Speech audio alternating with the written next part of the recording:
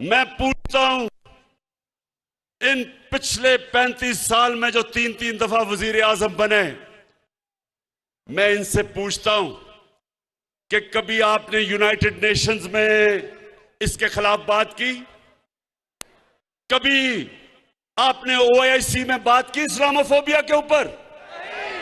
और खास तौर पे नवाज शरीफ, जब आप पर्चियां पकड़ के अमेरिकी सदर के सामने बैठे हुए थे, तो एक पर्ची इस्लामोफोबिया की भी पकड़ लेनी थी, एक कश्मीर की भी पर्ची पकड़ लेनी थी। लेकिन जो गुलाम लोग होते हैं, वो उनके कोई अकीदा नहीं होता, बिलीफ सिस्टम नहीं होता, उनका सिर्फ इस तरह के लोगों का जिनका पैसा खुदा होता है, जो पैसे की पूजा करते हैं, उनकी कांपें टांगेंगी अमेरिकी सदर के सामने।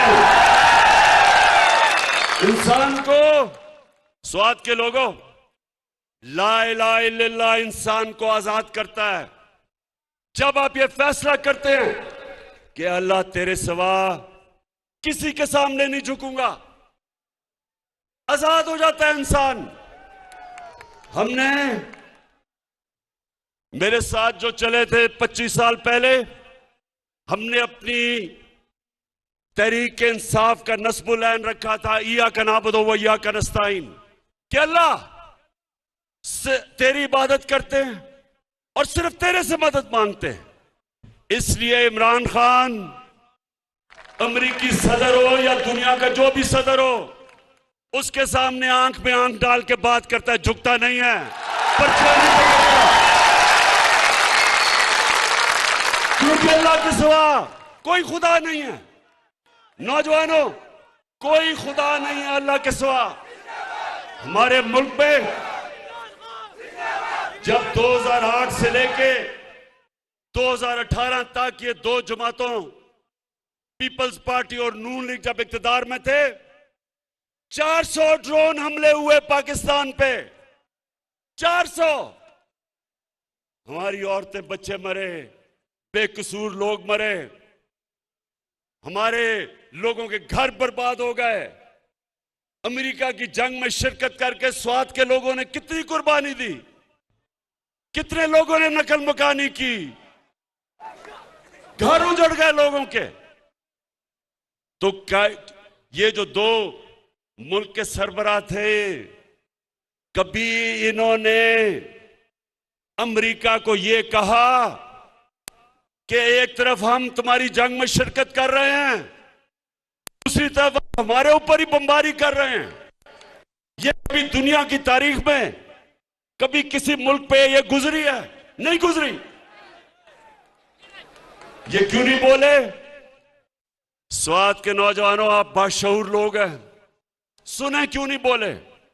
अगर इमरान खान के भी अरबों रुपए मुल्क से बाहर ऑफशोर अकाउंट्स में पड़े होते, मैंने यहां से चोरी करके मैं भी बड़े बड़े महलात लंदन के अंदर मेरे होते, बच्चे मेरे महलों में रह रहे होते, बड़ी बड़ी गाड़ियां मैं चला रहा होता चोरी के पैसे से, तो मैं भी उनके सदर के सामने पर्चियां लेके बैठा होता। क्योंकि जब स्वात के नौजवानों, जब वो चाहें, आज जिस तरह रूसियों के साथ, जितने भी रूसियों के बड़े बड़े उनके बिजनेसमैन के बाहर पैसे पड़े हैं, मगरिब के अकाउंट्स में, बैंकों में, उनके जायदाद सब जब्त हो रही हैं, तो इनको भी पता है कि जिधर इनके पैसे पड़े हैं, इनके महलात हैं, जब चाहे वो इनको जब्त कर सकते हैं। इनके पैसे ने इनको गुलाम बनाया है, इनके चोरी के पैसे ने इनको झुका दिया उनके सामने। और इन्होंने इस कौम को, जो एक अजीम कौम है, इन्होंने हमें भी अपनी हरकतों से हमें दुनिया में जलील किया है। ये सुन लें, कि एक कौम 100 गीदड़ों की कौम जिसका सरदार शेर हो वो जीत जाएगी 100 शेरों की कौम जिसका सरदार नवाज शरीफ की तरह गीदड़ हो। हमारी एक अजीम कौम है। ऊपर करप्ट जब लोग बैठे, एक तो पैसा चोरी करके बाहर ले गए, कौम को मकरूज कर दिया। 10 सालों में इनके 4 गुना ज्यादा कर्जा बढ़ा पाकिस्तान का, मुल्क को मकरूज कर दिया। बाहर 20-20, 25-25 निजी दौरे किए जब कौम को मकरूज कर रहे थे। और मेरे पाकिस्तानियों, यही नहीं सिर्फ इन्होंने किया, इन्होंने मुल्क के मफादात को अपनी जात के लिए कुर्बान किया।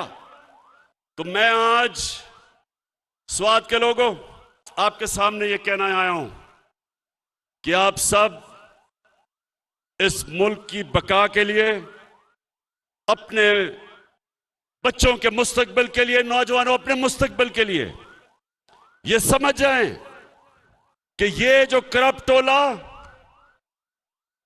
ये जो 3 चूहे इकट्ठे हो गए हैं शिकार करने के लिए, मैं आज आप सबके सामने कह रहा हूं कि इंशाअल्लाह मैं आप इनका शिकार करके दिखाऊंगा। क्योंकि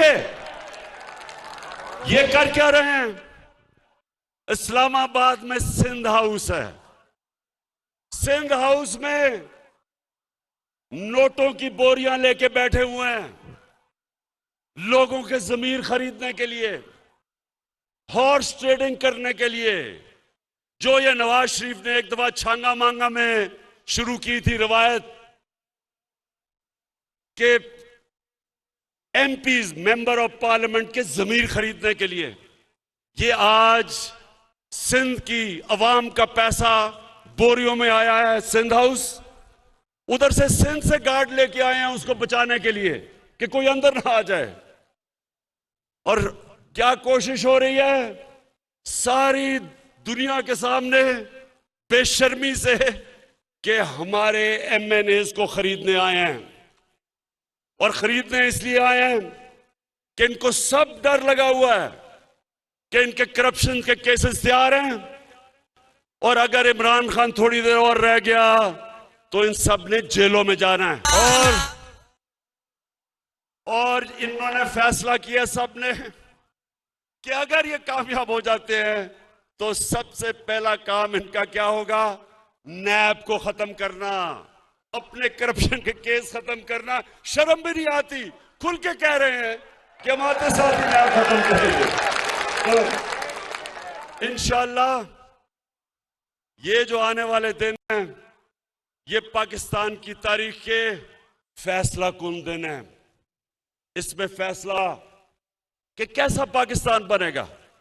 इसमें सब चोर एक तरफ हो गए और इन सब ने मुझे मौका दिया है, जिस तरह मैंने कहा कि इंशाअल्लाह एक गेंद से 3 विकेटें गिरेंगी। ये वो लोग हैं नौजवानों, ये वो लोग हैं